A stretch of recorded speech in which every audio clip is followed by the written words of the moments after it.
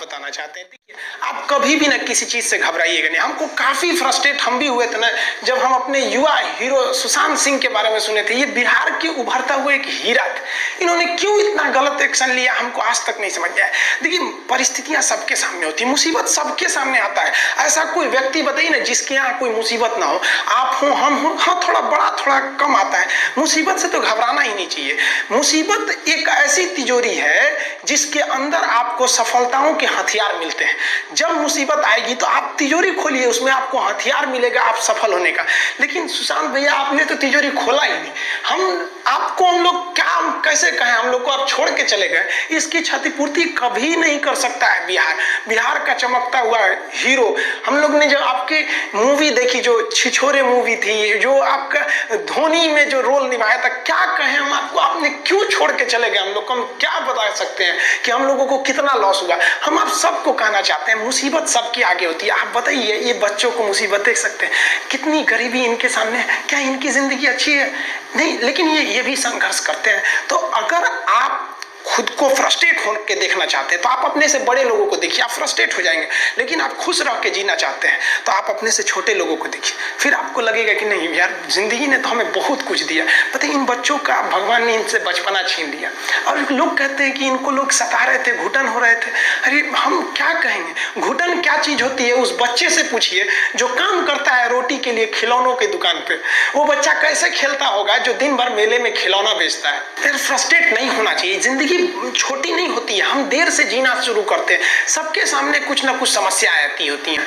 हम आपको अपनी बात बताते हैं कि जब हम पटना आए, सोचे कि आप कोचिंग स्टार्ट करेंगे, यहाँ से पढ़ाएंगे। हमने यही सोचा था कि कोई भी लड़का पैसे की कमी से हमारे यहाँ से नहीं लौट सकता। आज भी हम आपको कहते हैं, आपको भी पता होगा जो पटना में क्लास करते होंगे, कि पैसे के प्रॉब्लम से तो कभी कोई लड़का हमारे यहाँ से गया ही नहीं। लेकिन फिर भी हम आपको अभी भी कहते हैं कि आप कोई भी ऐसा लड़का नहीं है जो पैसे के प्रॉब्लम से हमारी क्लास से बाहर गया हो। लेकिन जब हम स्टार्ट किए थे ना, तो हम पटना में, मेरा शुरू में कोई मकान वगैरह नहीं था, तो हम रूम लेने के लिए गए थे, फ्लैट लेने के लिए।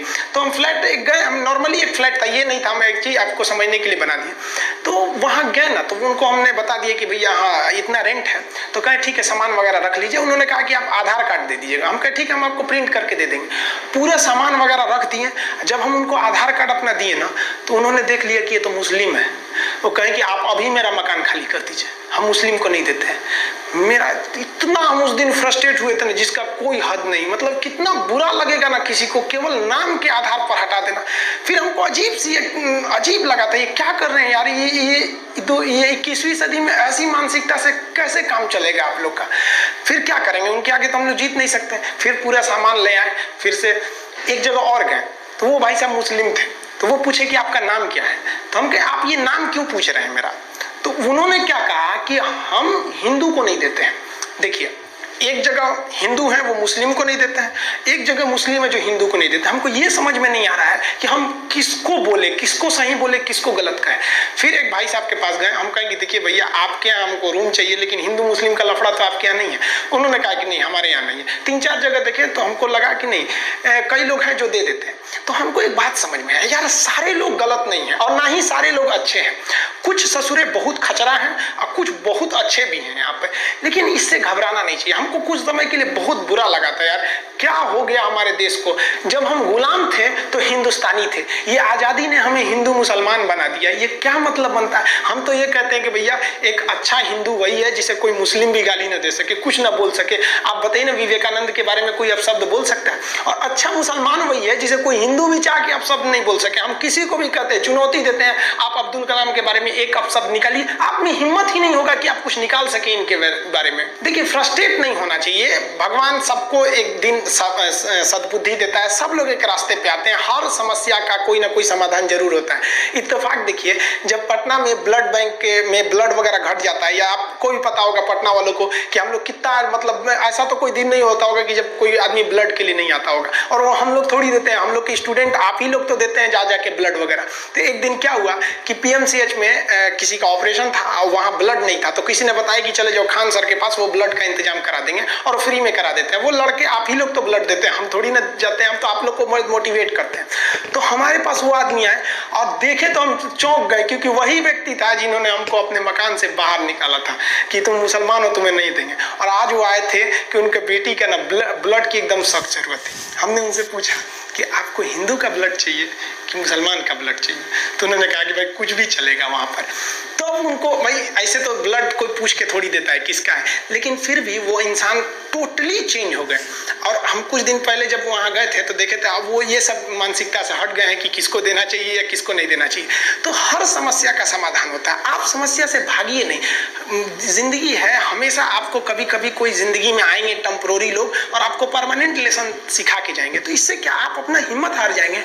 हम आप सब लोगों को कहना चाहेंगे इस तरह से मानसिकता से हटिए। हम सब क्या है, कोई ऊंच नीच नहीं है, कोई बड़ा जात कोई छोटा जात नहीं, हम सब एक हिंदुस्तानी हैं। हम सबको एकदम मिलजुल कर रहना चाहिए, इतना हंसी मजाक करके इतना खुशी से रहना चाहिए कि किसी को पता ही नहीं चले भैया कौन इसमें बड़ा कौन छोटा, एकदम मिल के रहना चाहिए। कहते हैं ना कि महफिल भी रोएगी हर दिल भी रोएगा, डूबेगी कश्ती मेरी तो साहिल भी रोएगा, इतना प्यार बांटूंगा इस दुनिया में है मेरे दोस्त कि मेरे मरने के बाद मेरे आशिक तो क्या मेरा कातिल भी रोएगा। और ये जिंदगी जो है ना एक अजीब सी रेस है यार, समझ में नहीं आता है। अगर तेज भागिएगा तो आपके अपने पीछे छूट जाएंगे, और धीमे दौड़िएगा तो आपके अपने ही आपको पीछे छोड़ के चले जाएंगे।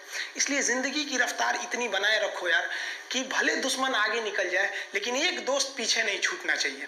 अपने जिंदगी में हौसला बना के रखिए। पतंग को पता होता है कि उसका अंत एक कचड़े में जाकर होगा, लेकिन उससे पहले उसे आसमान छूकर दिखाना होता है। पहाड़ों को चीरते हुए जब नदी निकलती है ना तो कभी नहीं पूछती है कि समुंदर अभी कितना दूर है, और नदी में गिरने से तो कभी किसी की मौत नहीं होती है। मरता तो वही है जिसे तैरना नहीं आता है। तो हम सब परिस्थितियों के आगे हार जाते हैं, हम हार जाते हैं। परिस्थितियां सबके सामने होती है, जो डट के रहा उसे मंजिल मिली और जो नहीं डटा वो हार के चला गया। जब हमारे पास परिस्थितियां आती हैं हम घिर जाते हैं चारों ओर से, तो हम परिस्थितियों को दोष देने लगते हैं, न कि उस परिस्थितियों से निकलते हैं। कोई मस्जिद जाता है, कोई मंदिर जाता है, कभी सोचा है भगवान को कितना बुरा लगता होगा, सोचते होंगे कि बंदा केवल हमसे मांगने ही आता है, यार कभी मिलने भी आया करो। हमको तो लगता है किसी दिन भगवान निकल के बोलेंगे कि यार केवल तुम लोग हमसे मांगने ही आते हो, कभी मिलने भी आया करो। तो भगवान से या अल्लाह से सबसे एक दुआ मांगिए कि आप हमको मुसीबत देना है आप दीजिए, आप जिस तरह से हमें खुशी देते हैं उसी तरह से हम आपके दिए गए दुखों को भी अपनाएंगे, लेकिन हाँ उस दुख से लड़ने की हिम्मत भी जरूर दीजिएगा। और सबको अपने अपने कर्मों का पता होता है, यूं ही गंगा किनारे इतनी भीड़ नहीं लगी रहती। और दुनिया में ना किसी भी समस्या है भाई उसका सबसे अच्छा एक टोल फ्री नंबर है। दुनिया की कोई भी समस्या का सबसे टोल फ्री नंबर है दोस्त। एक बढ़िया दोस्त बनाओ भाई, 2-4 लोगों का, और उनसे ही आप पढ़ाई लिखाई हर तरह के डिस्कस करते रहो। दोस्त से बढ़िया टोल फ्री नंबर कोई नहीं है, हर चीज का इलाज है। और कुछ दोस्त जिंदगी में तो ऐसे बनाओ ना जो आपकी प्रॉब्लम को वैसे ही समझ जाए जैसे डॉक्टर की लिखावट मेडिकल स्टोर वाला पढ़ लेता है। और एक बात और, ये जो अच्छी किताबें होती हैं और अच्छे दोस्त होते हैं ना जल्दी समझ में नहीं आते हैं, लेकिन इसलिए दोस्ती बहुत अच्छे सोच समझ के कीजिएगा, क्योंकि कहा जाता है कि एक आम 10 आम को सड़ा सकता है, लेकिन 10 अच्छा आम एक सड़े हुए आम को कभी ठीक नहीं कर सकते हैं। इसलिए अगर आपको कोई आपके सर्किल में कोई आपके करियर में कोई बाधा आता है तो तुरंत बाहर कीजिए, उनसे कोई इग्नोर मत कीजिए।